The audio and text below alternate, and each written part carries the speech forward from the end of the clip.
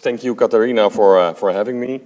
My name is Adri Wishmann, and I've been an entrepreneur all my life, which is a few months. And since 2016, I got infected with blockchain, and I never recovered. The last few years, I've been involved in trying to make practical blockchain solutions, right? Because we have this, what I call the Loch Ness monster problem. The Nessie exists, people say, and there are one or two pictures. Now, in the old days, nobody had a photo camera, so it was very unlikely that you had a picture of the monster of Loch Ness. But nowadays, everybody has a photo camera in his pocket, right? So the statistical chance that a real picture of the monster of Loch Ness would exist, if she existed, would be very high. Still, nobody has a picture, right? And blockchain has more or less the same. There must be practical applications out there, but nobody has seen them. I set out to change that, and well, out came programmable money. And beyond Bitcoin means everywhere I go on stage and talk about blockchain, I literally speak the word blockchain, and the audience literally hears the word Bitcoin, right? So that's the first hurdle we all have, and that's why you have to explain lots and lots of things. Yeah, I hate it. That's why I called it Beyond Blockchain. And let's see if, yes. Okay, so I'll just do a very basic start.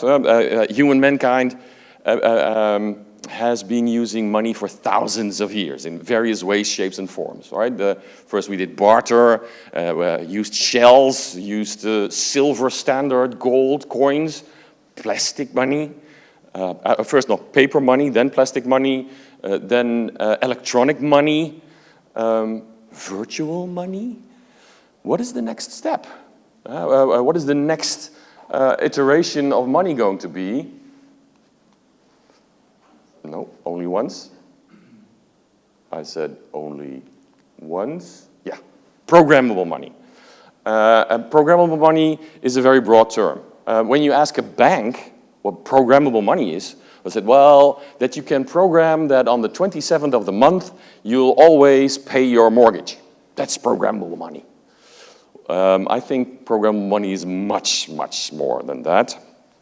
And they used a different screen resolution. Okay, so programmable money is that you can transfer and manage money automatically, which is a whole different mechanism, right? You could argue, why do we need programmable money? We've been doing this thousands of years without programming. Why should we need it now? Well, more than 90% of all our transactions are conditional, right? You get a salary if you work. You get child support if you have a child. You pay for your housing if you don't own the house that you live in, rent or mortgage or whatever. So all these transfers are conditional. Why not make these rules, these conditional rules, into the money itself? Now, the digital euro is coming, we believe, in the end, but it won't be programmable, right? We had a very big discussion about that in the Netherlands. 2 years ago, a large national newspaper wrote an article with a heading, "Is the government going to allow us to buy Coca-Cola in the future?" Right? Because too much sugar, not healthy, etc. Why not make a digital euro which prohibits Coca-Cola? And there was an uproar. People started protesting, and really questions were asked in the government. And the decision was made that the digital euro will be dumb money. It will be an equivalent of cash. Cannot do anything more. It has all kinds of restrictions, the 3,000 euro rule, that kind of stuff.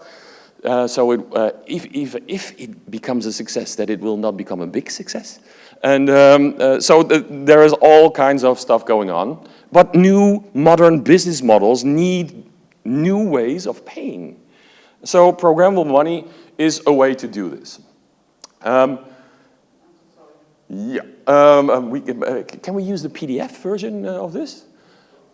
Then there is a whole process of how to get a product like this, programmable money, on the market. You don't just throw a switch and say, okay, from tomorrow on you can all use programmable money. Because it is very hard. And the regulatory system has a few words to say about this, more than a few. And you'll have a whole process doing this. Yeah, this is a PDF, but it should be, no, this is the PowerPoint? No? Yeah. Okay, no, well, we'll improvise. So there are all kinds of process steps that you have to take, right? From you need to assess the feasibility, you need regulatory alignment, you need a framework to do this, you need really a robust technology. Is blockchain a robust technology for this?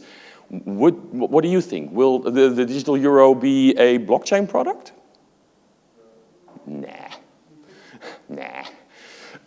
So you need a stakeholder engagement, ecosystem, lots and lots of things.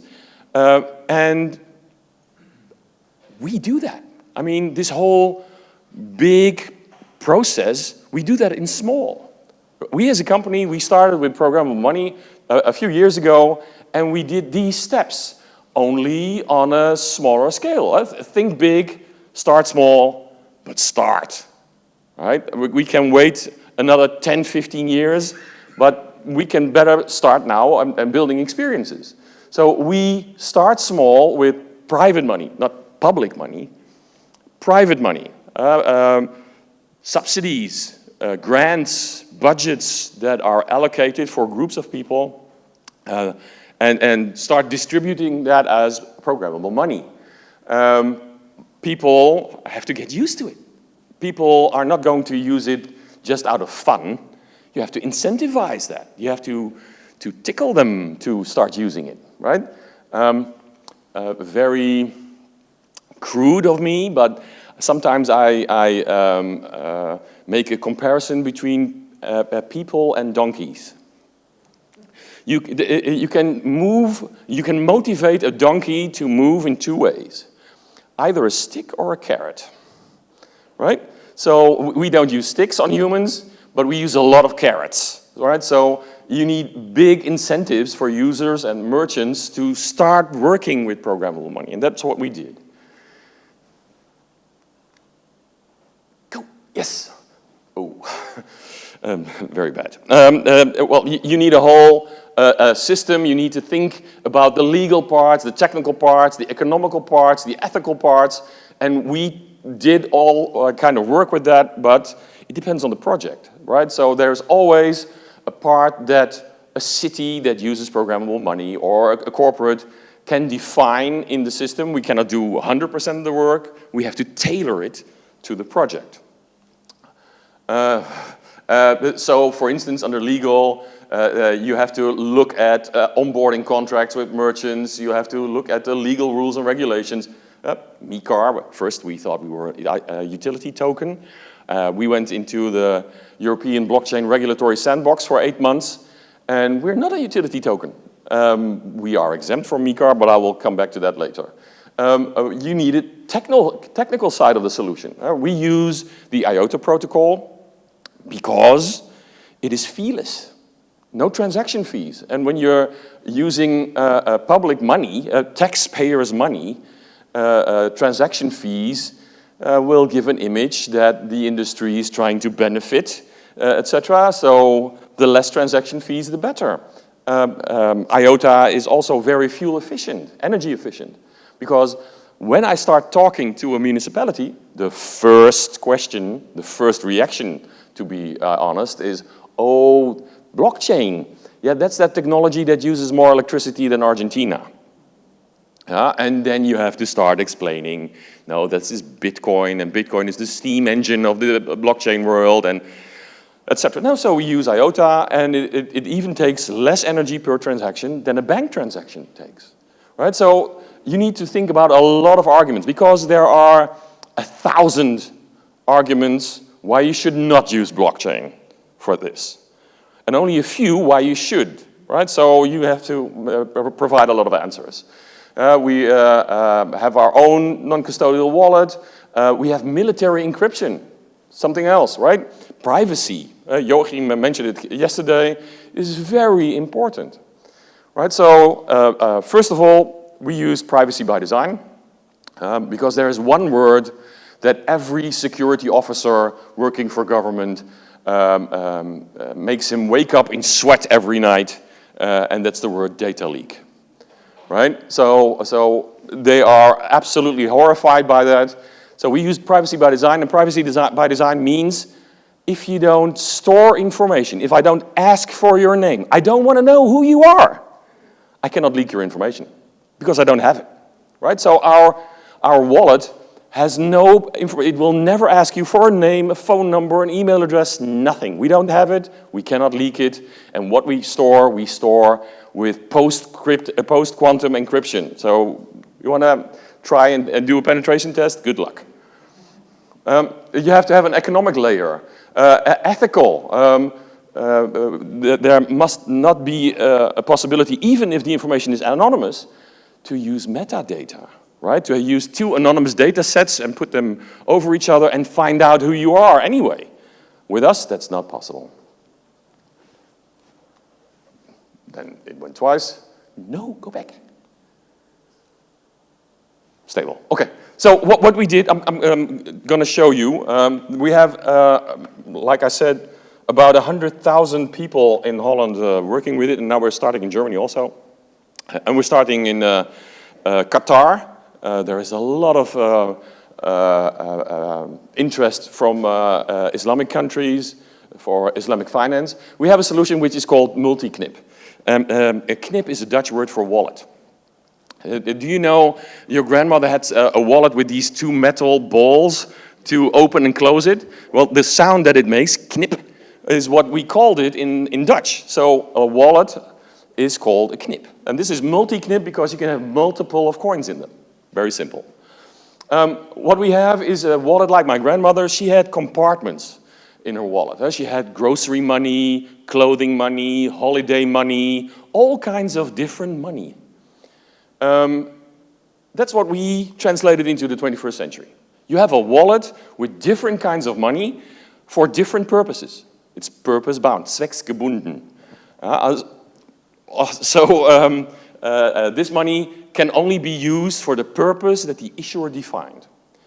Now, my grandmother used to play hooky a little bit less holiday money and a little bit more clothing money in a certain month, etc. With our wallet, that's not possible. And the reason for that is it's not your money. It is money from the government. It's, for instance, money to make your house more sustainable, to pay for solar panels. And you can only use it to buy solar panels and nothing else, right? So you cannot shift between the compartments. You can use it only for the goal intended by the issuer. Now, it's very super simple because yesterday it was mentioned that we need practical applications on people's phones, right? As to show the world how blockchain can help them. And like I said about Nessie, there aren't many. This is one, right? We have 100,000 users, so that's not a real pilot project anymore. And it has to be super simple because my grandmother has to be able to work with it also, right? So you go into a shop, you press one button to scan a QR code, then it says, oh, you want to pay this many coins to that and that retailer? Yes, and that's it, right? Nobody even knows it's based on blockchain. We don't talk about it. Of those 100,000 people, maybe 99,000 do not know it's blockchain. And that's, I think, one of the failures of our sector, right? Everybody pushes on the word blockchain, but people buy cars, not engines, right? They don't care that it's based on blockchain, right? When I sell my car and I would say, well, it's a great car because I always put Shell fuel in it, right? And they say, well, I don't like that car because I always use BP, British Petroleum, or Aral. It's not relevant. People want an app with which they can pay fast, secure, intuitive, just press 2 buttons, go. And that's what we did. I'll show you later how it works. And I even put a few QR codes in the back so you can try it yourself. Was this 1 or 2? No, 1. So it's very simple. Why should you use programmable money? Because it has many, many advantages. It lowers administrative burden because nowadays when you get a subsidy, you first have to do an application. Can I buy these solar panels? Yes. Okay, then I have to pay with my own money in buying them, save the receipt, send the receipt back to the government. Somebody looks at it, if this is exactly what it was intended, yes. Then in 3 weeks I get my money back on my bank account. A lot of time, energy and effort and frustration. And this is simple, you get the money on your phone, pay with it, done. We don't need a receipt. The merchant will get his money the next day. There's less errors in there. There's hardly any room for fraud and misuse. I mean, if I give you money to increase your health, money which is only available for paying personal trainers and fitness centers, I can just give it to you. I'm sure because the rules inside prevent you buying cigarettes and alcohol with it. You can only use it for paying your fitness center or your personal trainer. Or social inclusion, right? There are many use cases you can use this for. So much drastic lower fraud and misuse. Increasing efficiency and speed, the retailer has money on his bank account the next day. And no commission paid, it goes directly from the bank account from the city to the bank account of the fitness center or whatever. Much better improving monitoring and control. We have a real-time dashboard. Every second it's updated so you can see which retailer has how many transactions, how much money is coming in, etc. But anonymous. It stimulates the local economy, right? A hot topic nowadays. You gave money from a subsidy, but you'd rather see it not flowing into Amazon.com's pocket. You'd rather have the local entrepreneurs benefit from it. And last but certainly not least, we're playing by the rules of the conventional monetary system. I mean, the tax department has also a few arguments why we should not do too much transactions amongst ourselves, because VAT and lots of other things. And this is how it looks. Right here you have cards that are distributed, which a city sends to its residents or an employer sends to his employees. They scan the QR code. The first time when you do that, you get the app on your phone. You open the app, and with the app, you scan the same QR code again, and then you have the coins on your phone. You go to a fitness center. You say, okay, I want to pay with this. You're on the list. He generates a QR code on his phone. You scan it, say yes, and you've paid. You walk away, right? And these are just a few use cases. There's social inclusion. There are families on social income that are not capable to buy a school laptop for their child. So they get money with which they can only buy a school laptop, right? In Holland, we had this experiment with blockchain baby, it was called, maternity care. So in Holland, when you have a newborn, you have a right to get maternity care for the first 3-4 weeks. Until now, at the end of the day, this caregiver would come to you, you would have a sign, a note, how many hours, signatures, and send it in to the insurance company, and 3-4 weeks later, she would have her money. Blockchain baby means the parents have a wallet with 40 hours of maternity care, and at the end of the day, this caregiver comes and says, I've worked 3 hours, beep, and the next day she has the money in her bank account. Very super simple. There in the back, scan them with your phone, try out. You can try all of them. There will be coins next to each other in your wallet. Okay, a few examples, just to tickle your inspiration. Energy subsidies, we did a large project with that. Relief money. In Holland, there were a lot of problems when the gas prices tripled, quadrupled because of the war in Ukraine, right? There were lots of families on social income that were unable to pay their energy bill, right? Big problem. Now, 6 municipalities came to us and said, listen, we have 5 million euros. We want to distribute to 20,000 families. But if we just give them 250 euros, they'll go a weekend to Paris, right? They buy a new television set. They do anything, but probably not to lower their energy bill. So we made purpose-bound money, right, and helped them. But there are lots of other things. One other thing is you can use it to change business models. Because the examples I gave to you until now were, I give Katerina the tokens, she spends the tokens at him, he gets the euros from me, a triangle. But a city came to me and said, listen, we have a budget, 20,000 euros, which we want to use to give bicycles to Ukrainian refugees, increase their mobility. Now, the old way would be, you call AliExpress and you say, I want 100 bicycles and give them away. We said, no, use that 20,000 euros in a different way. Start a campaign in your city asking people, do you have a bicycle in your garage that you do not use?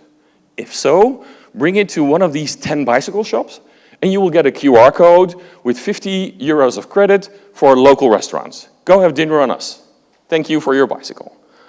The bicycle shop, you give 50 euros to clean up the bike, and the Ukrainian refugees, you give them a coin to go collect a bicycle.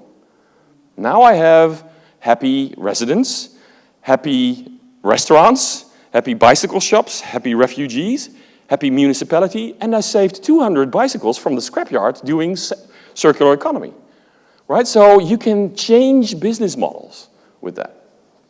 It's a win-win situation. But then regulatory instances came around. So listen, we have to talk.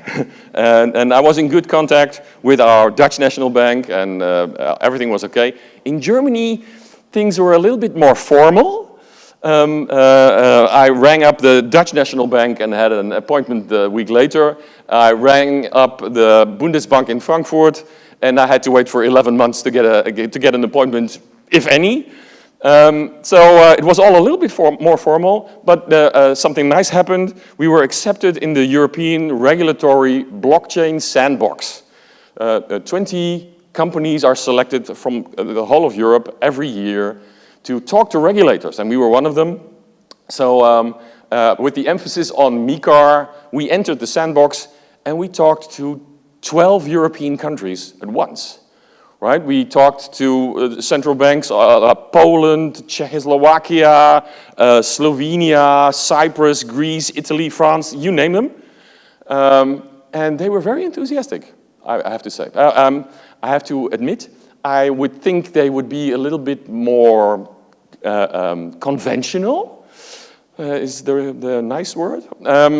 But they were more forward-thinking, and the outcome was,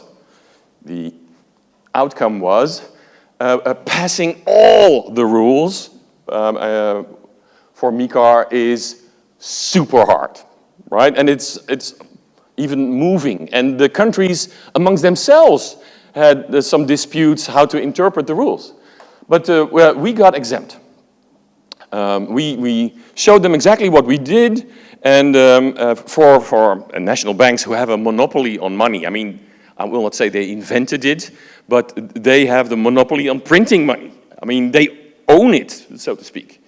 They were pretty forward. So we were exempt very fast. They said, oh, you are working for a municipality? This is government. You're exempt. I said, nah, well, that's a bit quick, right?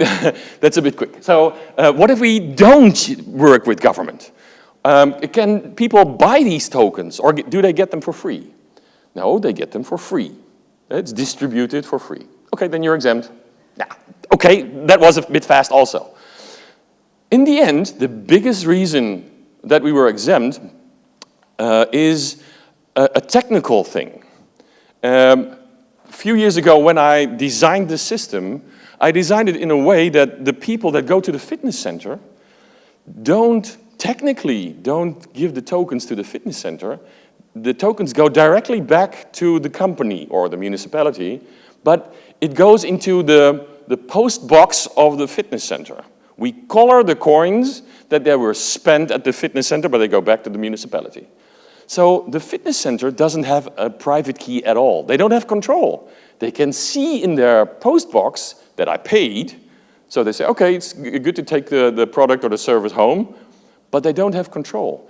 And in that way, the token goes to the customer, and from the customer back to the issuer, and it's non-transferable. That was more luck than knowledge, I absolutely admit, because the years that I designed this, these rules didn't exist.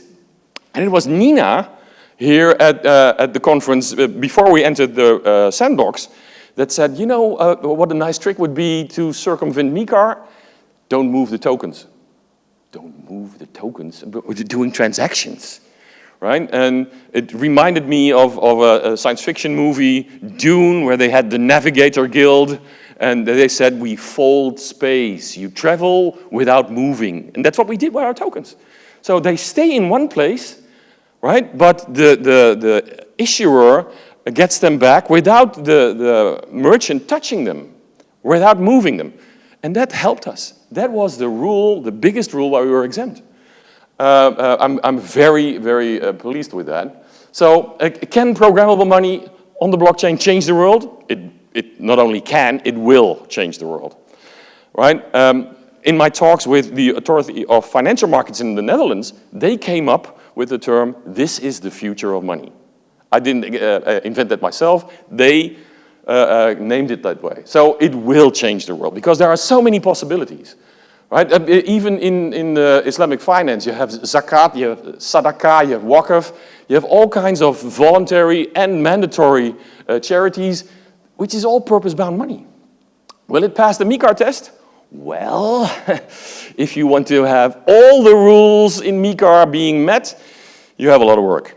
A lot of work. Luckily, we are exempt, right? So we can go on and test in all European countries. We can do projects. But if you really want to adhere to all the MiCAR rules, I think it's pretty hard to make programmable money. Maybe with the next version of MiCAR, right? We'll hope that will clear things up a little. Yeah, well, do you have any questions? I will be available, or if you scan the QR code, then you also have my contact information. I will show you one transaction, so you know that my grandmother can do this also. I have the app on my phone, and I will just do a transaction like we go to the fitness center or whatever, and it's a 1-minute transaction. So I have my phone and I have all kinds of coins on it, and when I go into the fitness center, oh, you can be the fitness center. I'm the fitness center. Yeah. Okay. So you press cash, you give in the amount of coins you want from me, and you. I want to have more coins. You know my wife. And you generate a QR code. Now, I'm the customer, and the only thing I have to do is scan the QR code. It says, oh, you want to pay the fitness center 5 coins, etc. Yes. If I would say no, this would be a bad demo, so I say yes. Right? And now he does some proof of work. There are no miners. The only energy which is taken is the energy from your phone, about 10 seconds. And the amount of tokens is now transferred from the account which I became with the QR code, and now it says confirmed, and the tokens are at the fitness center, and tomorrow they will have euros in their bank account. It's that simple. Even my grandmother can do it. Okay, I put some QR codes in the back. If you have any other questions, thank you for your attention.